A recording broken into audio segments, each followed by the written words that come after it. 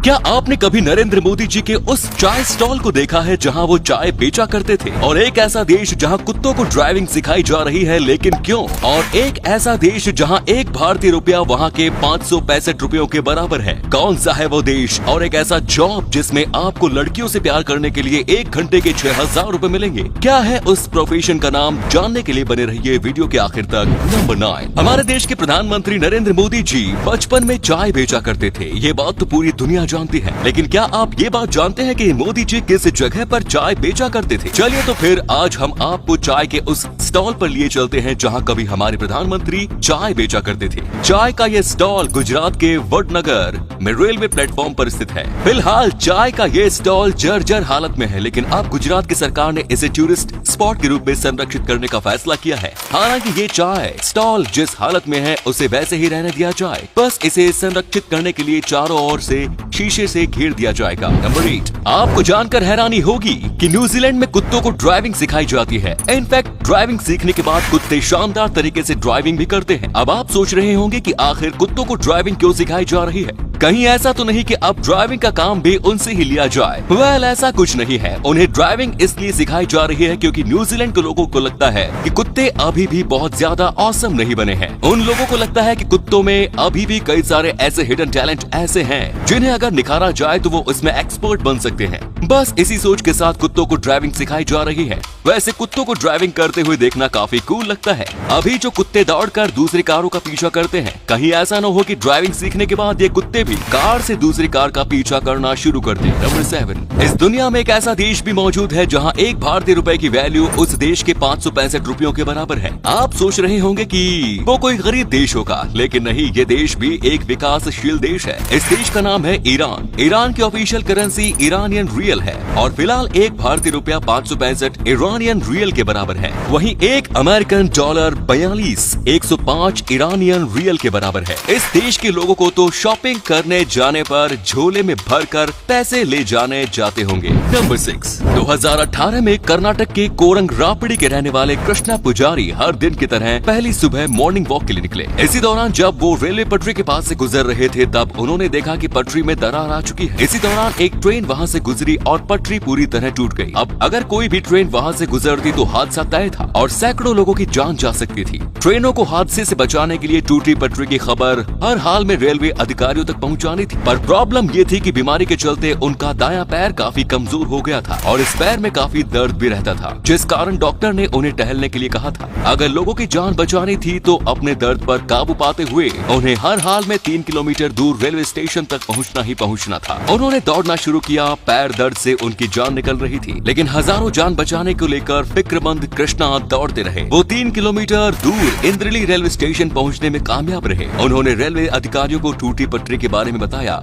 इसके बाद तुरंत ही उस पटरी से गुजरने वाली ट्रेनों को रोका गया। एक ट्रेन तो टूटी हुई पटरी से मात्र 7 किलोमीटर दूर थी। कृष्णा जी के लिए एक लाइक तो बनता है। नंबर 5। नूडल्स तो सिर्फ खाने के लिए ही होते हैं, पर अब और नहीं, क्योंकि अब जापान के लोग नूडल्स को खाने के साथ ही उससे नहाना भी शुरू कर देते हैं। जी हाँ, जापान के हकोने शहर में स्थित यूनेसन स्पा हाउस में लोगों को नूडल्स से नहलाया जाता है। इसके लिए एक बड़े से टब में नूडल्स भरे जाते हैं। इसके साथ ही इसमें सुअर के मांस का शोरबा भी डाला जाता है और फिर लोग इस टब में बैठकर नहाने का लुत्फ उठाते हैं। नहाते हैं कि अपना शरीर और गंदा ही करते रहते हैं। खैर, इस स्पा के ऑनर का मानना है कि नूडल्स और शोरबा से भरे इस बाथ टब में नहाने से लोगों को खूबसूरत स्किन मिलती है। हकोने शहर में इस स्पा की पॉपुलैरिटी काफी तेजी से बढ़ रही है। नंबर 4। होशिया ओयुन नाम का ये लड़का कॉलेज में अपने क्लासमेट के साथ 4 सालों से रिलेशनशिप में था। एक दिन उसकी गर्लफ्रेंड ने फिल्म की 2 टिकट खरीदने के लिए कहा, लेकिन होशिया ओयुन टिकट नहीं खरीद सका, जिससे नाराज होकर उसकी गर्लफ्रेंड उसे छोड़कर चली गई और साथ ही ये कह गई कि उसकी जिंदगी के हालात कभी नहीं बदलेंगे और वो हमेशा गरीब ही रहेगा। ये बात होशिया ओयुन के दिल पर लग गई और उसने दिन रात मेहनत करके अपने हालात बदले और काफी सारे पैसे भी कमाए। गर्लफ्रेंड के छोड़ के जाने के 7 साल बाद इसने बीजिंग के 4 सिनेमा हॉल के सभी टिकट खरीद लिए। ये सभी टिकट हॉलीवुड फिल्म ट्रांसफॉर्मर के पहले दिन की टिकट थे। सभी टिकट खरीदने में इसने अपने महीने की आधी सैलरी लगभग $40,000 खर्च की।